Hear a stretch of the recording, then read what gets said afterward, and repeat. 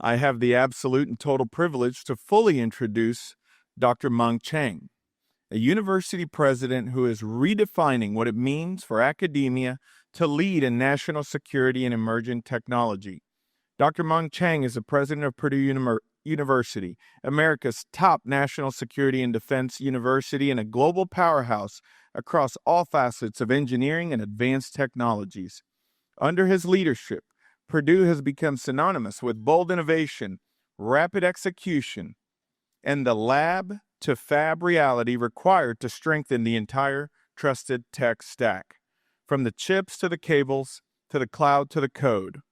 Dr. Chiang is a renowned engineer, entrepreneur, and national technology leader. Before becoming Purdue's 13th president, he served as the Science and Technology Advisor to the U.S. Secretary of State, where he helped shape American strategy on 5G, AI, and the security of global digital infrastructure. He founded several technology companies and has authored award-winning research in networks and communications, and has been celebrated as one of the most influential educators and innovators of his generation. At Purdue, President Chiang has launched some of the most ambitious technology initiatives in the country. The nation's first semiconductor degrees program, a record-breaking expansion of engineering and computing talent, and has led initiatives like Purdue Computes, Purdue Innovates, Purdue One Health, Purdue in Indianapolis, and Purdue in D.C.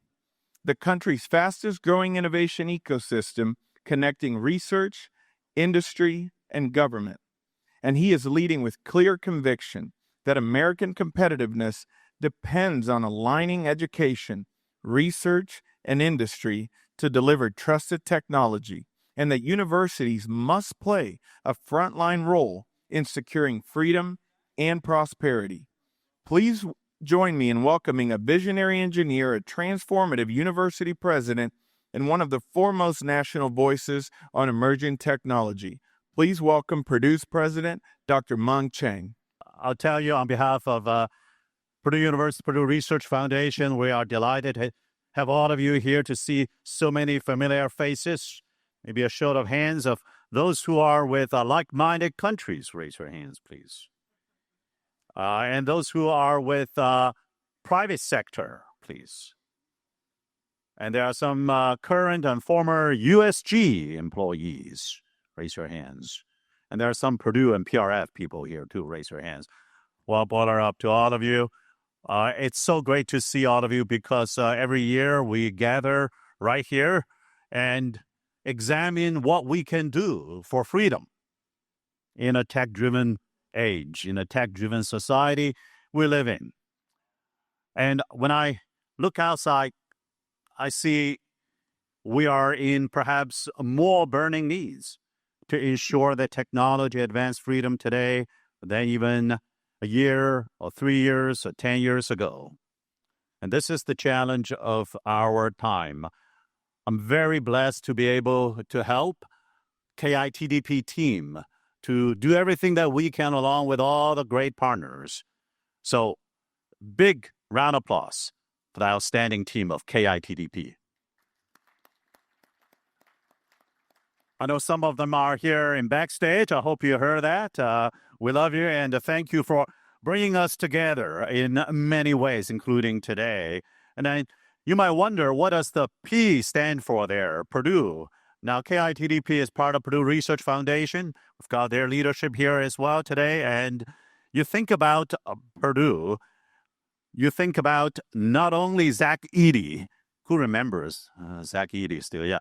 All right, a few. But also you think of this great American public university serving to create jobs, workforce, and innovation in the reindustrialization in the Midwest and throughout the country. You think of a place with excellence at scale, focusing on affordability, upward economic mobility, and the discovery, dissemination, deployment of knowledge. And you think of a university that will always be the first vista of intellectual competitions and the long-lasting bastion of individual freedoms. And that is why we are free speech campus, and that is why We invest in national security and defense of freedom, and that is why we invest in the Kroc Institute for Tech Diplomacy at Purdue, for tech diplomacy at the intersection between two of the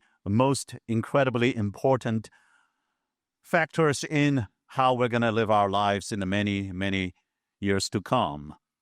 If you think about synthetic biology and individualized medicine, and you think about new energy sources and distribution and critical rare earth elements, and you think about AI, compute, quantum, and robotics, when you combine the bytes with things that move, these are incredibly powerful technologies, and that's why we have to ensure that the values of freedom and the interests of freedom-loving people will prevail. And let me highlight particularly the trusted AI tech stack. We're here today to talk about trusted technology, and you think about the data and the model, the software, and the data center that's going to hold these data, and then the microchips, how you design and manufacture and where you do it, and then the energy source, including nuclear power, such as small modular reactor, the entire multi-layer trusted AI tech stack. We have to make sure that they are in the right hands and they are being advanced faster by American and partner countries and our great companies. Perhaps one day, a digital dome to make sure we protect the flowing in and out of such data, models, algorithms, software, as well as hardware.